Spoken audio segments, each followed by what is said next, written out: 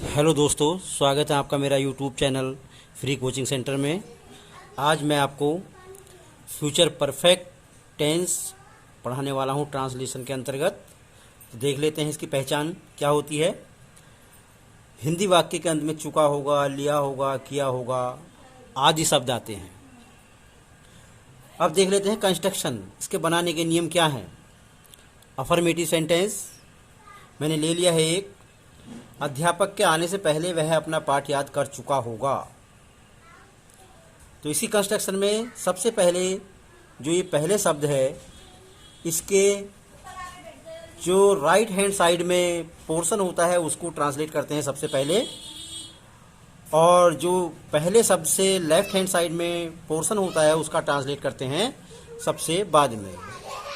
तो देख लेते हैं। सब्जेक्ट, वह अपना पाठ याद कर चुका होगा, तो वह है ही।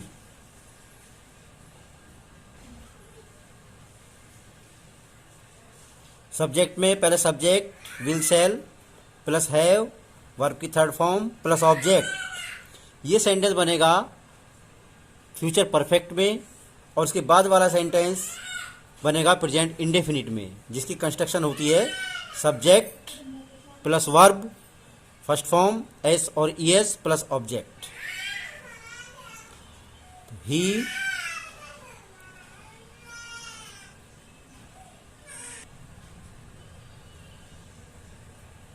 will have, वर्ब की थर्ड फॉर्म।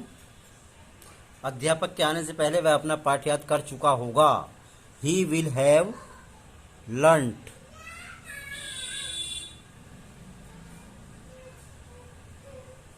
his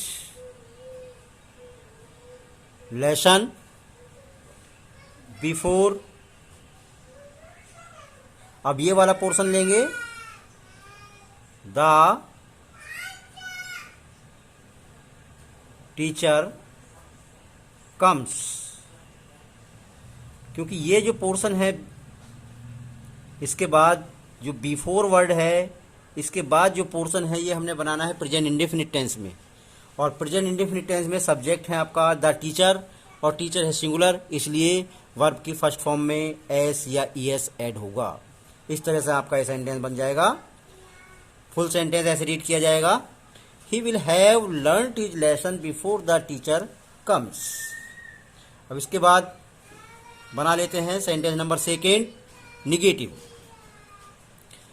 अध्यापक के आने से पहले वह अपना पाठ याद नहीं कर चुका होगा।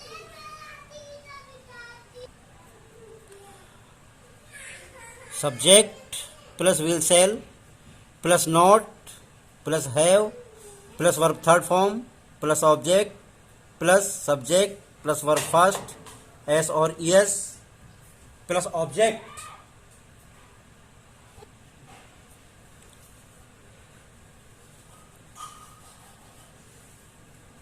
इसके बाद आता है आपका नंबर सेकंड सेंटेंस, निगेटिव। तो लिख लेते हैं पहले वर्ड से बाद का पोर्शन, वह अपना पाठ याद नहीं कर चुका होगा।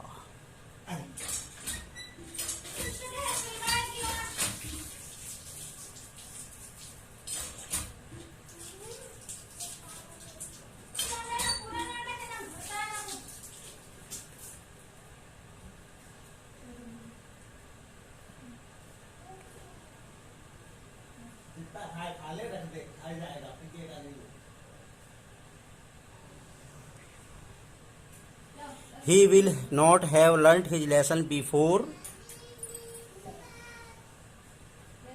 the teacher comes।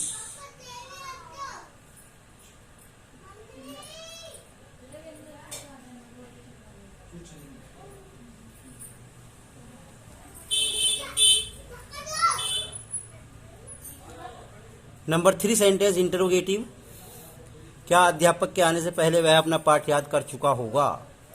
तो क्या है इंट्रोगेटिव है, तो इसका मतलब ये है, इससे पहले शब्द जो है इसके बाद वाला पोर्शन बनेगा, तो यहाँ आएगा will.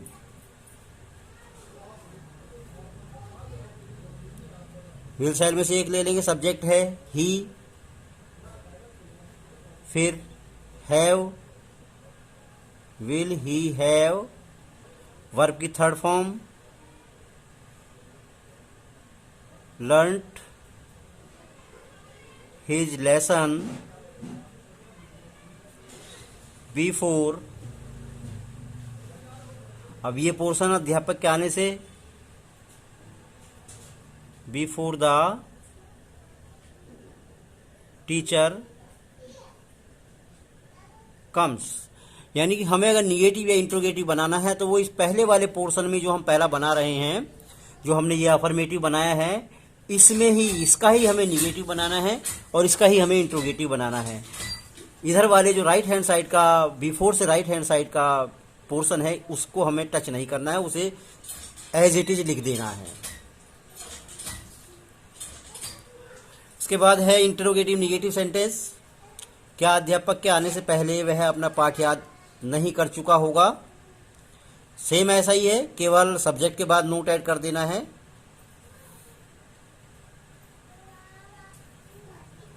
Will he not have learnt his lesson before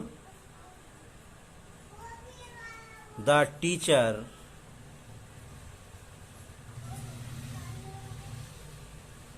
comes? Question mark.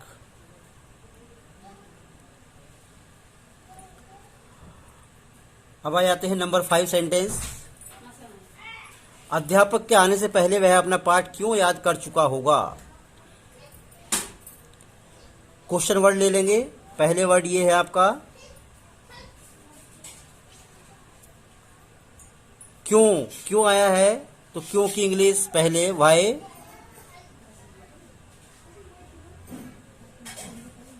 Will he have learnt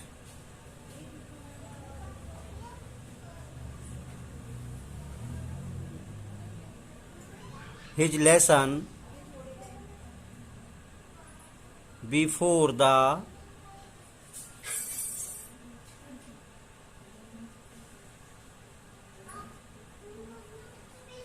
teacher comes।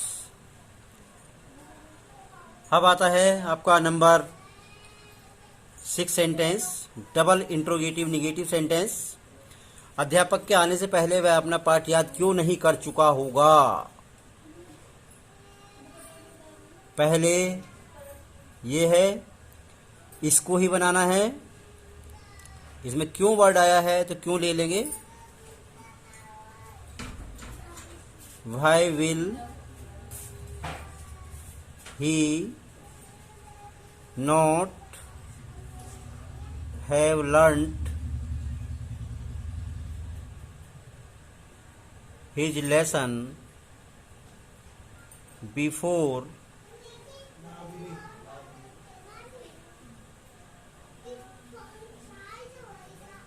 teacher comes। तो ये था आपका फ्यूचर परफेक्ट टेंस।